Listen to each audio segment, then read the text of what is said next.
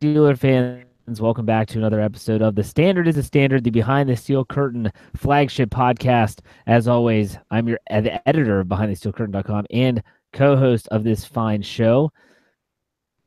Lance out on the West Coast. Hopefully you're avoiding those wildfires out there, man. I saw a video of that. It was insane. How's everything out in California? Hey man, prayers out to everybody in Southern California that are dealing with those wildfires. Fortunately, for myself and family, we are a long ways away, 350, 400 miles away. But we had our share of wildfires maybe about 6 to 8 weeks ago. So it's unfortunate that LA is getting hit by it in the Christmas season. My mom is probably, maybe about 30 miles away from there. So that's right on 405.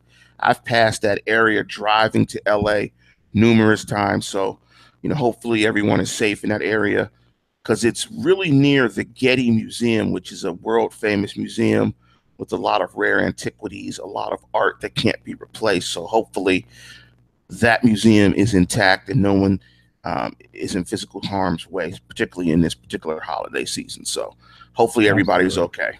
Yeah, absolutely. And sticking with that kind of general theme of you said, prayers go out to those people. I think a lot of people, myself included, I could probably lump you in with that as well, Lance, but on social media, on the Behind the Steel Curtain Twitter page, Facebook page, on the website itself, everyone wants to know that everyone wants information about Ryan Shazier and his injury. After the game, I did a Facebook Live video, and that was the most common question that I received from that video, about 25 minutes length. Everyone wanted to know about Shazier, but let me up to date. Let me get everyone up to date as to what we, the general public, know so far. Which the answer to that the short answer is not very much. Today, December 6th, around 2:30, Ryan Shazier was flown via helicopter from the Cincinnati Hospital, the University of Cincinnati Medical Center, to UPMC in Pittsburgh, Pennsylvania. They have no update on his actual condition. And if you're like me, this kind of freaks you out a little bit. It, I can honestly say, and Lance, you're a father, you understand at this as well as I have several children. Watching the game, when you see a player go down, but then all of a sudden you start seeing the snowball effect. He goes down, that's not uncommon. You see a stretcher come out, and unfortunately in the NFL, that's not uncommon anymore. Then all of a sudden you start hearing things like can't feel his legs, isn't moving his legs. Medical experts on Twitter and different platforms and on television on ESPN saying this is a very concerning situation. He's already at the hospital. It's not even the end of the first quarter. They might have the game and he was already en route to the hospital. You start to, at least for me, football becomes secondary. I don't care about Ryan Shazier playing anymore. I do care. I'm a Steeler fan. I want him back on the field. I want him to be healthy enough to play. But right now, because we know nothing, I don't think anyone really even knows, was it a spinal cord contusion? Was it a spinal cord concussion? No one knows officially because they have said nothing.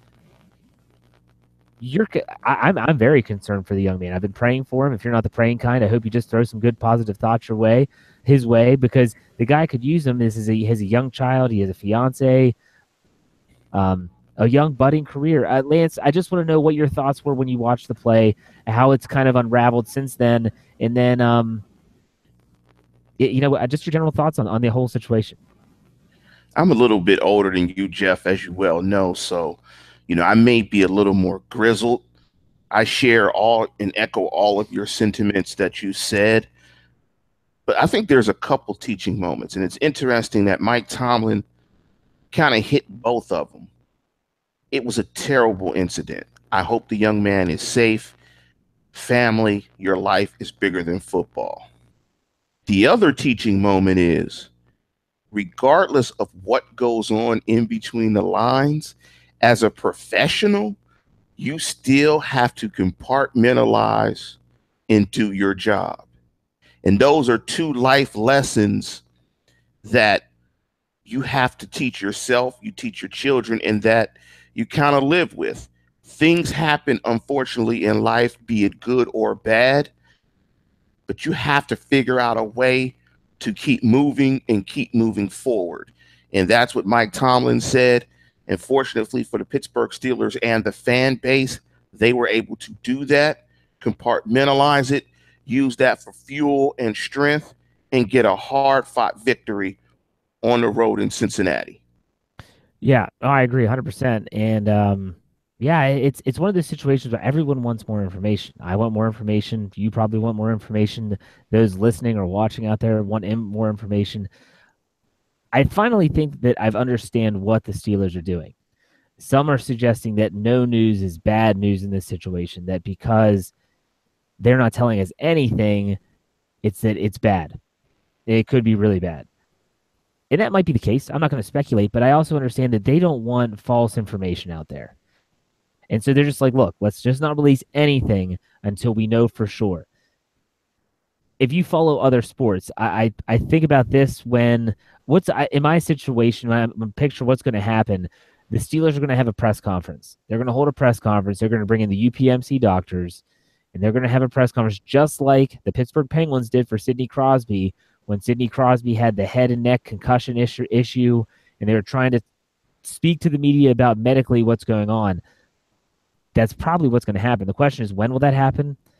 I don't know. It depends on the medical expert you speak to. Some that I've spoken to on Twitter via direct message have stated that the first 48 hours are crucial, which we're getting towards the end of that. Some have said it could be weeks until you can kind of get a grasp onto what the recovery is like, if the recovery is going to be significant, if it's not going to be significant. So with that said, I think it's important to understand that it's very unfortunate that we are all hoping that Ryan Shazier has a full recovery and that is able to live a long, healthy life. And if he's able to come back and play football, then that's a really good sign. That means that he's 100% back.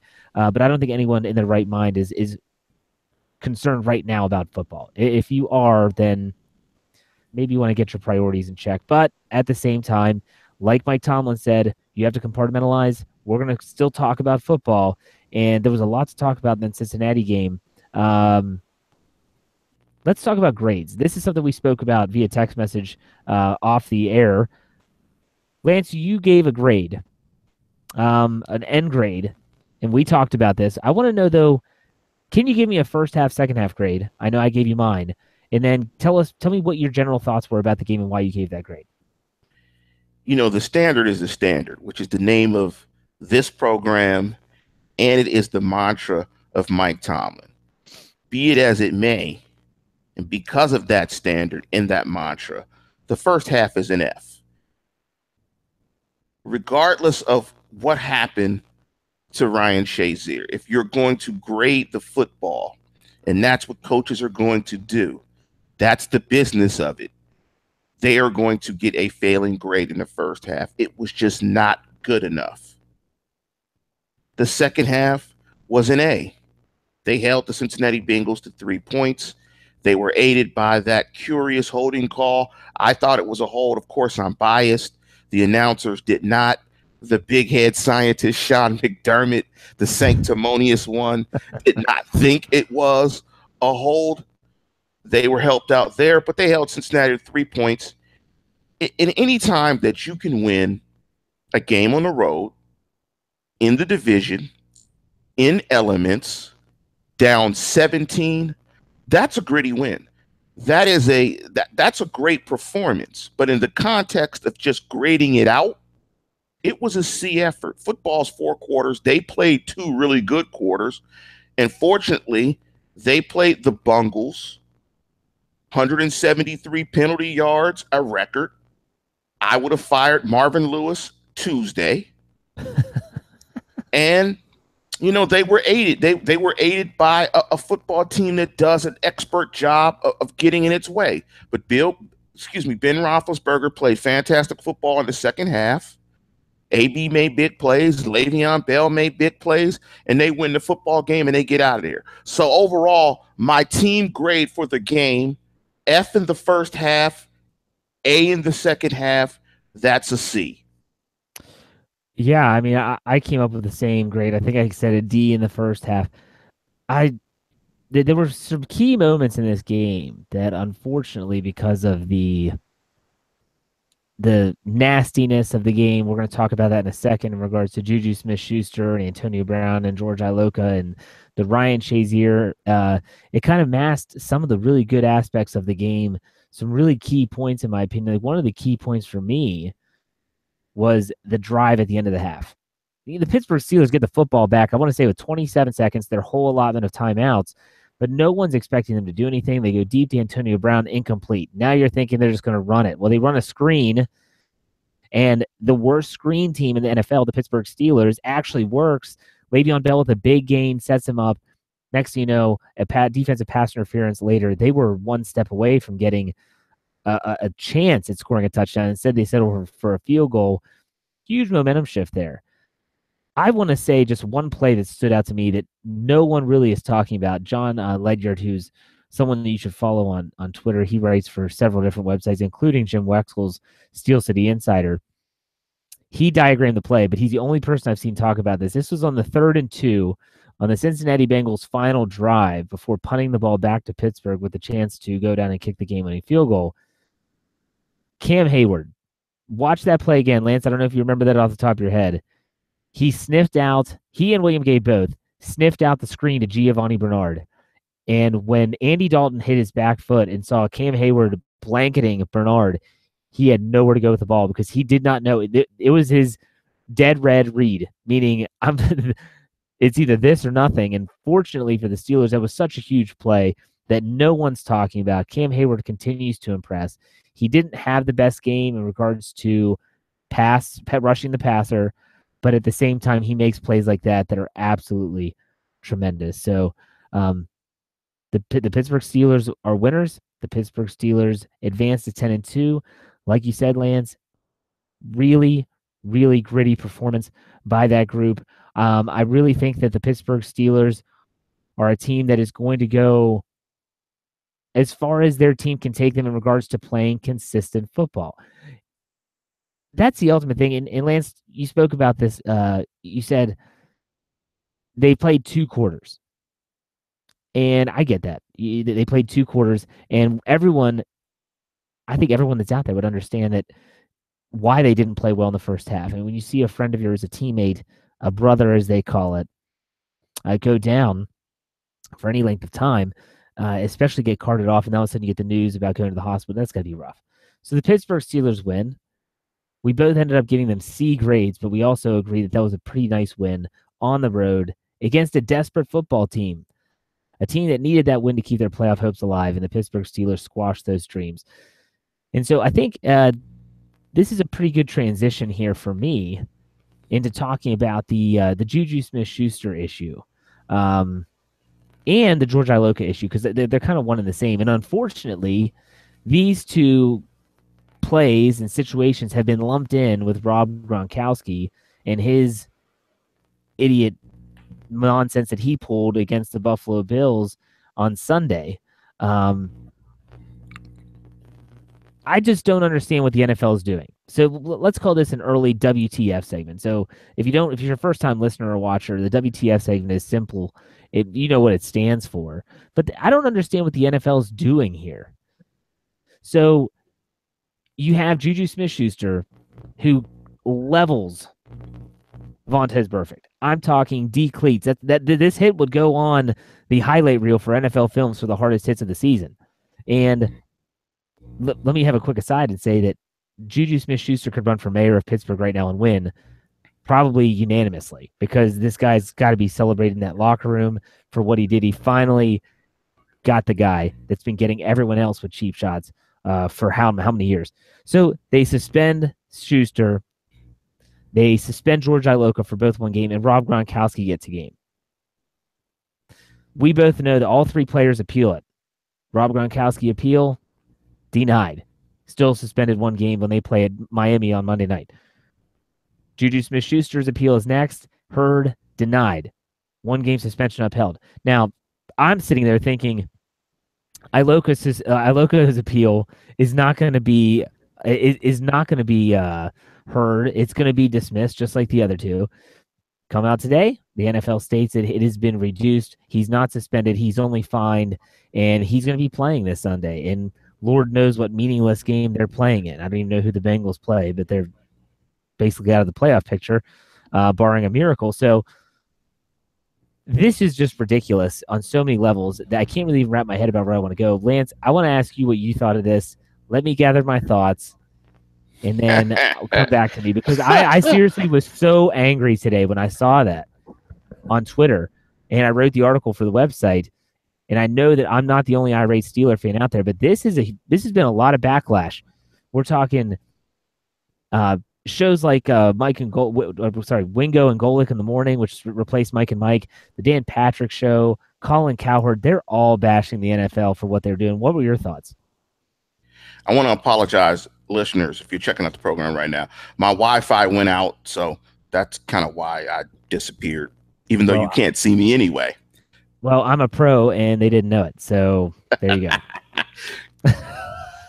think about it this way. The NFL has no rhyme or reason for anything that it does, typically.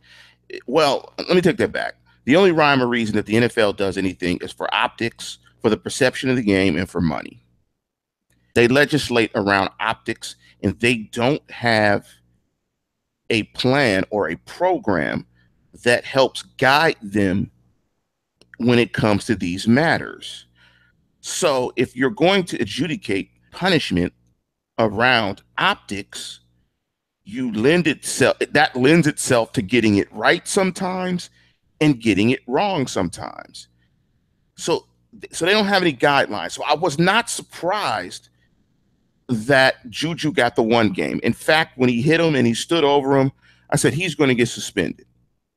What the NFL did was, after the Talib Crabtree fight, after Rob Gronkowski's maiming of the Buffalo Bills player who was prone on the sidelines after the whistle, who we put in concussion protocol, and after the JuJu and Ioka penalties, they were going to send a message to the entire brotherhood of the NFL that you guys have to police yourselves. And unfortunately for JuJu Schuster, specifically because he stood over him, Vontaze Burfict, he got the one game. It had nothing to do with the fact that it was a lot less egregious than Rob Gronkowski's. Well, the NFL does not make decisions based on logic. They make decisions based on optics, perceptions, and what they feel protects the shield and the image of the shield. There is no guideline for the suspensions. I honestly think that Iloka's hit was even worse than Smith-Schuster's. Do you agree or disagree? Yes. I think because AB was completely prone and completely defenseless. And the fact that most people don't care about the defensive guys anyway. I hate to say that, and I hate to say that in light of the injury to Ryan Shazier, but the NFL really doesn't care about defensive guys and protecting defensive guys. Defensive guys can get chipped while engaged, and they don't even call it. So yeah. So the wide receiver is prone. He got hit. He got launched into. The JuJu Schuster hit or the block on Burfict is legal if it's probably 6 inches lower. So yeah. it was close, and he didn't lead with the head. He caught him with the shoulder, and Burfict's head was turned where he saw it. He just hit him high and contacted the head. Thus, the Hines Ward rule when he broke Keith Rivers' jaw. Had he hit him a little bit lower, it's legal. And in fact, JuJu hit somebody else on a crackback later in the game, and he hit him lower. He just didn't stand over him or hit him as hard. But he hit a guy on the sideline near the boundary that I think it might have been AB that got him a few more yards. But he hit another guy later in the game. So it's the NFL. What do you expect? It's bad. It's the NFL. Yeah. They don't get this right. They don't do this well because there's no guidelines for them to do it well. So they just do it off the cuff. My gosh, man, that hit was just so good. I mean, poof, Perfect got hit into last week. And I feel like there's a collective yes around the Karma? National Football League. Karma? Seriously. At least in the AFC North. I live in Maryland, Ravens fans all over this freaking state. And they were even like, man, we were so happy to see Burfict get his. Browns fans have chimed in on Twitter saying, glad he finally got his. I really do feel like the NFL was like, yes, they finally got him. Someone who would have thought it'd be JuJu Smith-Schuster, a 21-year-old kid who's 40 pounds lighter than Burfict. And Burfict, by the way, come on, man, you're a professional linebacker. You don't know to keep your head on a swivel. Give me a break. Bush League stuff by the NFL. Bush League stuff by Burfict. I still think he kind of faked the injury because they said he was throwing a temper tantrum in the locker room when he got carted off afterwards, throwing stuff, acting, well, typical Vontaze Burfict behavior. But nonetheless, JuJu Smith-Schuster's out next game. And I think that's going to be big. And I'm going to talk about that as we get into our keys for the upcoming Sunday night game against the Baltimore Ravens. Let's talk about the injuries first. The injury report is pretty clear. It's pretty obvious, and no surprises for Pittsburgh. The players that did not participate, Joe Hayden, who's still coming back from his broken fibula, doubt he plays this week. If he can get back on the practice field even a little bit, would be a great step forward for him, possibly being back next week for the Patriots, but we'll check that out as it goes. Tyler Matakevich, who injured his shoulder against the Bengals, I doubt he plays. That shoulder injury, although not talked about, seems to be one of the more severe ones. Ryan Shazier clearly will not be in the lineup as he did not practice as he was just getting back to Pittsburgh. Full participation for the Steelers. Mike Mitchell and Vance McDonald, both battling back from ankle injuries, are back. Full participation. That's good news, especially Vance McDonald. I'll tell you about that when I get to my offensive keys for Baltimore. Some pretty big names here. Linebacker C.J. Mosley and Zadarius Smith, both starters, missed practice on Wednesday for a neck and a shoulder injury. And Jeremy Maclin, the only other name that was limited. Everyone else was a full participant. So, Lance, injuries aside, what do you think about the Ravens game? The Pittsburgh Steelers have a lot on the line. If they win this game on Sunday night, they clinched their second straight AFC North title. They obviously punched their ticket to the postseason. It's a big game for a lot of reasons. Keep pace with the Patriots. Actually, you'd be able to put pressure on the Patriots because the Patriots don't play on Monday night. What are your knee-jerk thoughts on the Baltimore Ravens game coming up? I mean, they could both be winless, and playing Baltimore and Pittsburgh is a big game. And it just so happens that there's a lot at stake for both teams. The Ravens are actually playing better ball. But one thing I picked up from the website this week is Sean Spence was re-signed. And to shed a little bit of light on that, and we talked about, Ryan Shazier and his absence from a grown man standpoint, but just in thinking of the Ravens game, I took a look at it yesterday. I mean, the man had 11 tackles, an interception, 3 pass defense, and a tip that led to a pick that helped seal that game. Let me just say this right now, Steeler fans. Don't expect, and I'm speculating obviously, don't expect Ryan Shazier to play for the Steelers anytime soon. Let him recover. As far as any more information about his injury, I don't even need to know. That to me, that seems really personal. That's his family. Let them deal with that. Hey man, salute. You played fantastic football. Be with your family. It's the holiday season. Get healthy. Let your brothers handle that business. We'll see you in 2018. But that stat line is incredibly hard to replace. In fact, they're not going to replace it. And it's going to and if they can, it's going to have to be done with multiple people. The Spence signing is probably because Matakevich went out, and you saw what Cincinnati did. They attacked them in the interior. They attacked them right up the middle, spread them out, made them attack the 2 tackles when they were in nickel, attacked the backup linebacker, and attacked Robert Golden.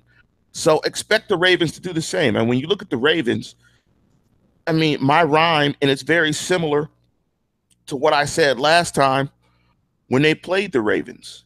If you want to keep balling, it's simple. You've got to stop Alex Collins. Alex Collins is the stabilizing and the stabilizing component and force of that offense.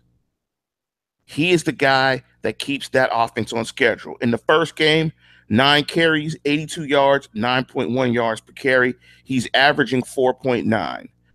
So with no Shazier and no Manikavich, it's going to be tough because expect them to do the same things. They're going to spread the Steelers out. They're going to attack to it. They're going to attack Wreck-It Ralph or any combination of those four, Alu, those guys. When the Steelers are in nickel, you're going to see a lot of inside zone. So the Steelers are going to have to be able to hold up in nickel against the running game. You got to limit the big play to Mike Wallace, because as we saw in the game, the MVP for the Steelers defense is Shazier, obviously, but the other one might be Joe Hayden, because the candy bar is Sensabaugh. Sensabaugh is a Snickers, and I'm not going to be too tough on Cam Sutton because he's a rookie, but he's a Twix, maybe a Reese's cup. There's some candy in the Steelers secondary. So hopefully Mike Mitchell, given the injury report, it looks like Mike Mitchell will play, but there's a little bit of candy out there.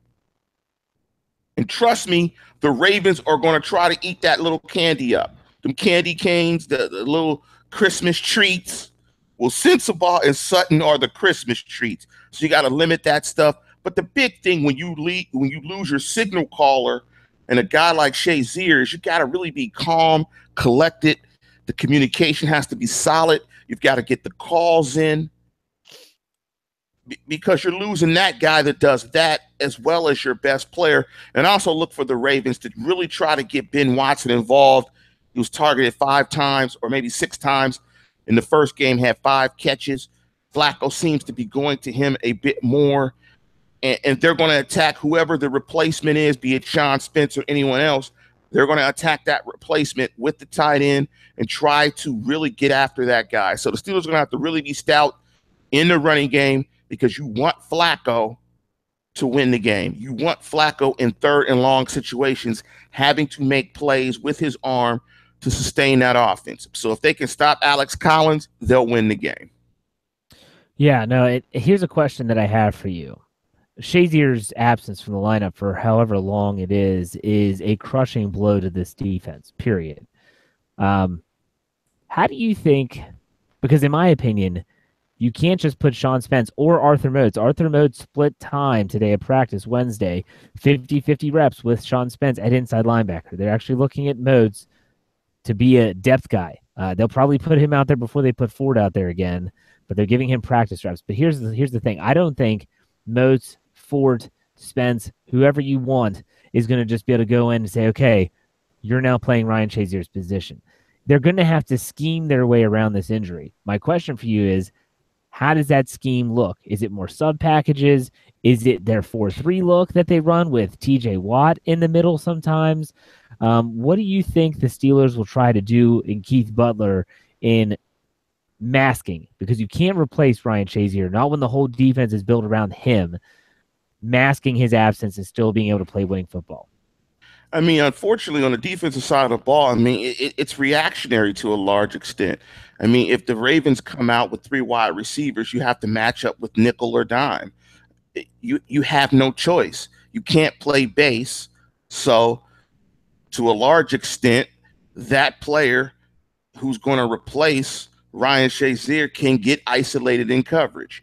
I mean, it just, a lot of it depends on, what the Ravens do offensively. I mean, what the Ravens do offensively. So, if the Ravens come out with 4 wide receivers, or if they flex a tight end out to that guy to Moats' side, I mean, it's tough. I mean, if they go empty, I mean, it's really tough. So offenses can stress you and put you in some certain situations. That may just mean that the defensive front has to really hunt and really get after it and really play their best game to pick up Arthur Moats or Sean Spence or whoever else plays in those areas. The defense may have to tackle better that day to where you're not giving up extra yards after the catch, so you can get Flacco in some obvious situations that are third down situations, so you can know what's coming so you can better defend it. But a lot of times, offenses are dictating to defenses, and they are going to stress that Steeler defense. I think it's really going to be up to the front 7 to really hunt and get after Flacco. Yeah. You're right. I mean, you're like you said, they dictate. The offense dictates what the defense essentially does. I think that the defense, James Harrison, they're saying he's going to be playing this Sunday because of Arthur Moe's moving to inside without Tyler Matakevich. It's a special teams guy. They're saying that Harrison's going to be in the lineup, so you might see a Debo sighting. If TJ Watt needs a break, they would be turning to Harrison.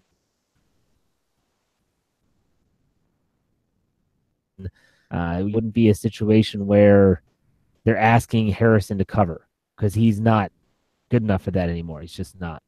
Let's switch sides and go to the offensive side. I spoke about Vance McDonald because when Juju Smith-Schuster out of the lineup, I think from a production standpoint, Eli Rogers, as inconsistent as he has been, is capable of at least carrying them through this game. I like where my wide receiver position. I got to be honest, they're going to miss Juju Smith-Schuster. Watch that fourth down run out of the bunch package where he hits. I want to say it's Carlos Dunlap, maybe Le'Veon Bell for that first down. He's a tremendous blocker. So you lose that blocking presence. Who do you get back is their best blocking tight end in Vance McDonald. This is a game where I want to see the Steelers deploy more tight ends, two wide receivers. Really, hey, you won't have to use Roosevelt Nix if you don't want to. If you're going to deploy the extra tackle and maybe Vance McDonald as a blocker, but McDonald was a tremendous pulling blocker, lead blocker, along with David DeCastro when he was healthy. I expect him to get back to that if he is 100% healthy. So my first key to victory on offense is run the football. That's what won the game for the Steelers in the first meeting.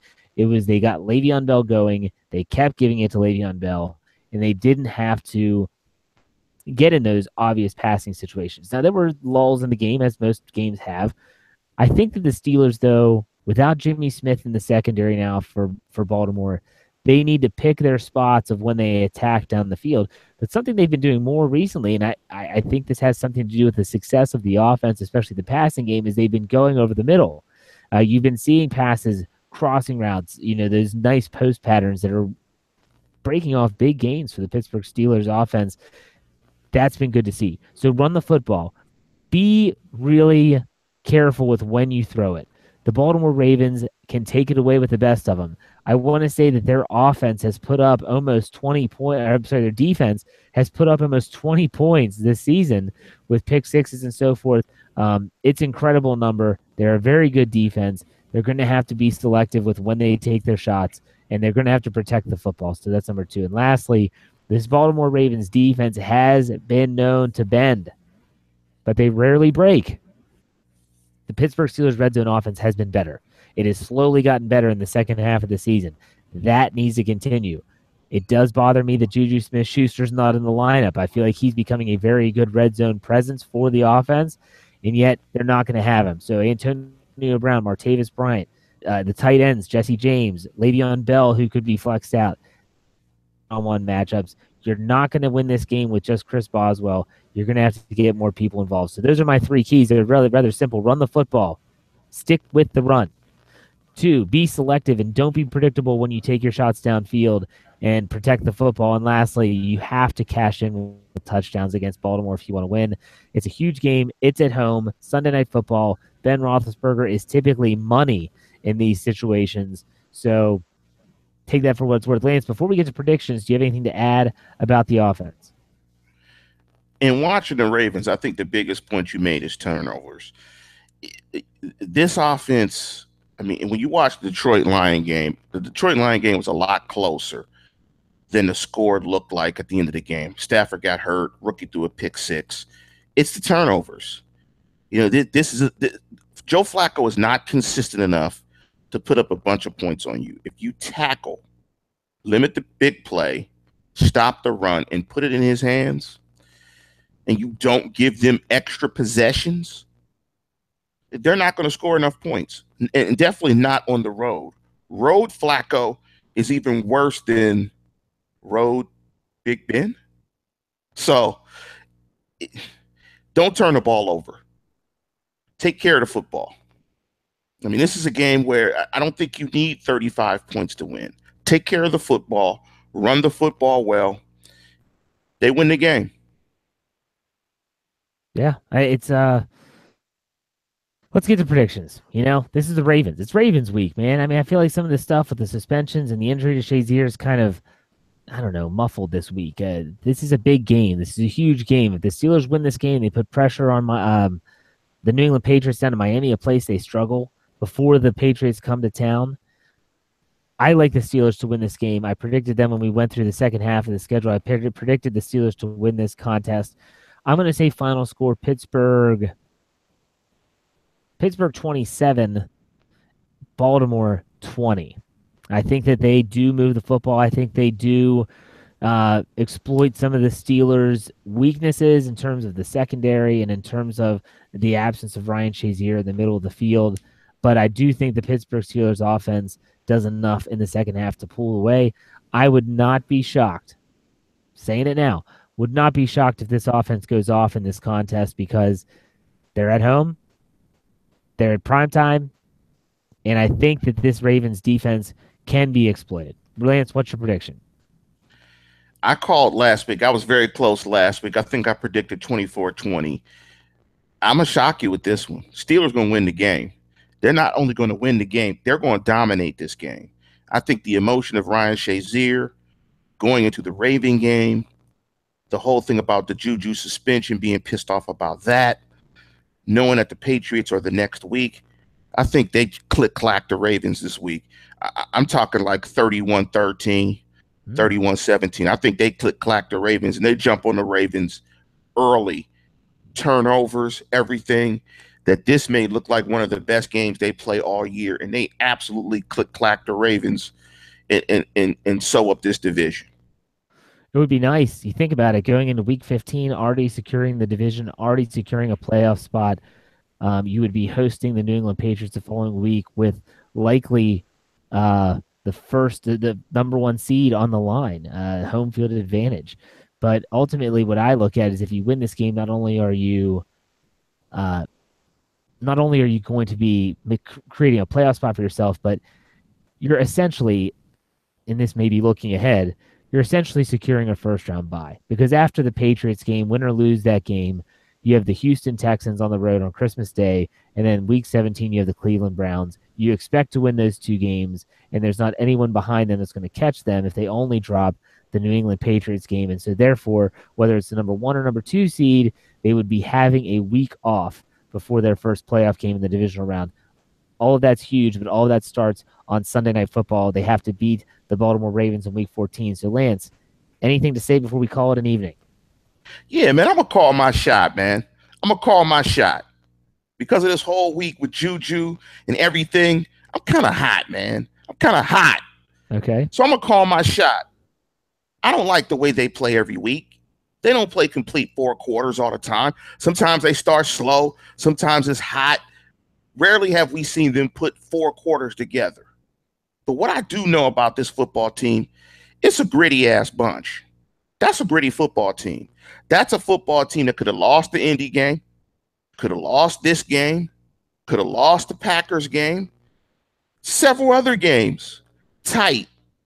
What this team has shown is that it is incredibly resilient. And that resilience is going to get them a victory in week 15 as well. Oh, boy. Oh, boy. Calling my shot. Oh, boy. Now, calling my shot. Now, for me, I say that there's a part of me as a former coach that says, if you're going to face a team twice, and there's no guarantee they play the Patriots twice this year, for instance, if the Patriots were to get upset, a part of me is okay with having that chip on your shoulder if the Patriots win on week 15. The question would be is where is that game held? Did the Patriots lose another game? Or, there's just so many issues, but they got to win week 14. I like the confidence. The folks that are just listening or watching for the first time, Lance is the most pessimistic Steeler fan that you'll ever meet. He's all doom and gloom all the time. I'm joy, he's misery, whatever he calls himself. With that said, it's good to hear you be positive for once in your life. You can tell the Christmas season is upon us as Lance is. It's like it's a wonderful life out there in California right now. But anyways, we're going to go ahead and wrap this thing up. For those of you that follow BehindTheSteelCurtain.com, know that we have some really good stuff coming up tomorrow. We have a defensive secondary film room that's being done as we speak. Injury reports, updates on Ryan Shazier as they come. We'll have, all that stuff. AFC playoff picture, clinching scenarios, you name it, it'll be there. All your Pittsburgh Steelers needs. So for Lance, I'm Jeff. Thank you for listening to another episode of The Standard is the Standard. We'll see you next week, hopefully, as we celebrate the Steelers as AFC North champs for 2017.